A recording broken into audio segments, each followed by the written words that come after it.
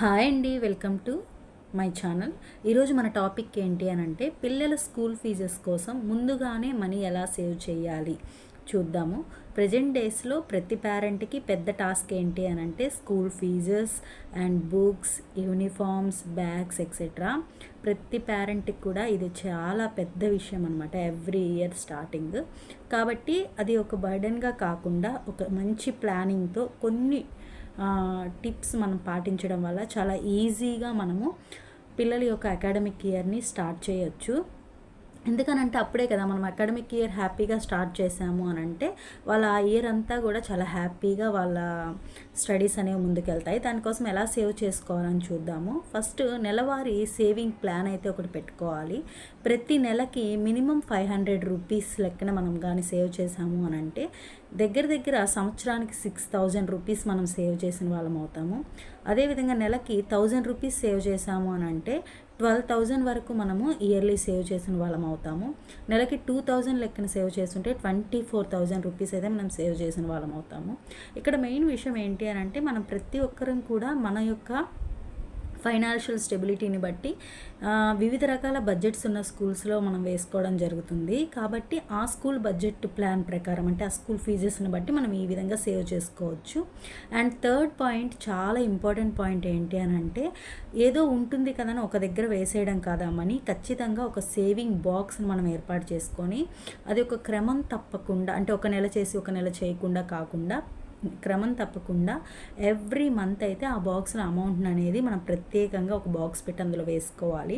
Next and another important point ఏంటి అని అంటే చిన్న చిన్న ఖర్చులను అయితే మనం ఖచ్చితంగా తగ్గించుకోవాలి.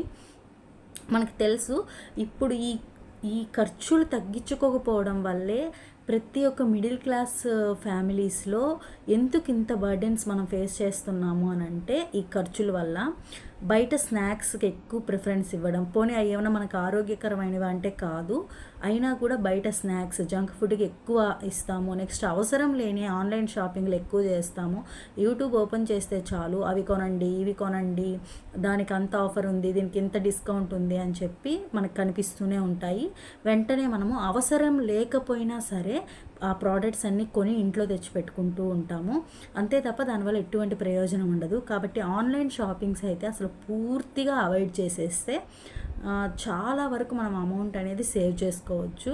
అది పిల్లల ఫీజెస్కి మన నెత్తిన భారం పడకుండా మనల్ని కాపాడుతుంది. పూర్తిగా అవాయిడ్ చేయాల్సిన విషయాల్లో మెయిన్ ఇంపార్టెంట్ థింగ్ ఏంటంటే ఆన్లైన్ షాపింగ్. తర్వాత అవసరం లేని ఖర్చుల్ని పూర్తిగా జీరో చేసేయాలి. కొన్నిసార్లు మనకే తెలియకుండా మనం చేసే చిన్న చిన్న ఖర్చులు అవి 20 రూపాయలు కావచ్చు, 200 కావచ్చు, 2000 కావచ్చు, ఆ మంత్ లాస్ట్కి వచ్చేసరికి చాలా పెద్ద అమౌంట్గా మనకు అనవసరం ఖర్చులు ఉంటాయి. తర్వాత నెక్స్ట్ సేవింగ్ ఛాలెంజెస్ అయితే ఖచ్చితంగా చేయాలి. ఇవి మనల్ని ఒక కఠినమైన పరిస్థితుల నుంచి కాపాడుతాయి. ఈ సేవింగ్ ఛాలెంజెస్ అనేవి ప్రతి వారము మినిమం ఒక 250 రూపీస్ మనం పక్కన పెట్టుకుంటూ వచ్చాము అని అంటే అది మనకు ఒక పెద్ద అమౌంట్గా మనకి ఉంటుంది. ఫర్ ఎగ్జాంపుల్ ప్రతి వారం ఒక 250 రూపీస్ పక్కన పెట్టుకున్నాము అని అంటే అలా 52 వారాలు 52 వీక్స్ మనం సేవ్ చేసాము అని అంటే మనకు తెలియకుండానే ఒక 13,000 రూపీస్ అయితే మనం పక్కన పెట్టచ్చు. మనము ఇలా ఛాలెంజ్ చేయకుండా ఒక 13,000 రూపీస్ మనం సేవ్ చేయాలి అని అంటే ఇది చాలా కష్టమైన విషయం. కాబట్టి ఇలా చిన్న చిన్న సేవింగ్ ఛాలెంజెస్ చేసుకుంటూ ఖర్చులు తగ్గించుకుంటూ మనం రూపాయి పక్కన పెట్టాము అని అంటే పిల్లల యొక్క స్కూల్ ఫీజెస్ కోసము మనం ముందుగానే మనీ చేర్చుకున్న వాళ్ళం అవుతాము. అప్పుడు హ్యాపీగా వాళ్ళ అకాడమిక్ ఇయర్ని మన చేతులతో సంతోషంగా మనం స్టార్ట్ చేయగలుగుతాము. ఆ సంతోషం ఏంటంటే పిల్లలు కూడా హ్యాపీగా వాళ్ళ యొక్క చదువుని కొనసాగించుకోగలుగుతారు. స్కూల్స్ ఓపెన్ అవుతున్నాయి, మనం ఫీజులు ఎలా చేయాలి, వాళ్ళ యొక్క బుక్స్ ఎలా చేయాలి, యూనిఫామ్స్ ఎలా చేయాలనే టెన్షన్ లేకుండా ఈ యొక్క చిన్న ట్రిక్స్ని మనం యూస్ చేసుకొని ఫీజెస్ కావచ్చు, బుక్స్ కావచ్చు, యూనిఫామ్స్ కావచ్చు, బ్యాగ్స్ కావచ్చు, అన్నిటినీ కూడా ఒక సక్రమమైన ఒక ప్లాన్తో మనం కానీ సేవ్ చేసాము అని అంటే అది ఎంత అమౌంట్ అయినా సరే మనం ఈజీగా సేవ్ చేయగలుగుతాము. అది 12,000 6,000 ఆర్ 24,000 అని కాదు. ఒక కంటిన్యూస్ ప్లానింగ్తో ఎవ్రీ వీక్ చిన్న చిన్న ఛాలెంజెస్ చేసుకుంటూ పూర్తిగా మన ఖర్చుల్ని తగ్గించుకుంటూ, పూర్తిగా ఖర్చులు తగ్గించుకోవడం అంటే మనం తినే ఆహారము నెక్స్ట్ వచ్చేసి మిగతావి తగ్గించుకోవడం కాదు. ఒక్కసారి మనము మంచిగా కానీ ఆలోచించి చూస్తే నెలలో మనము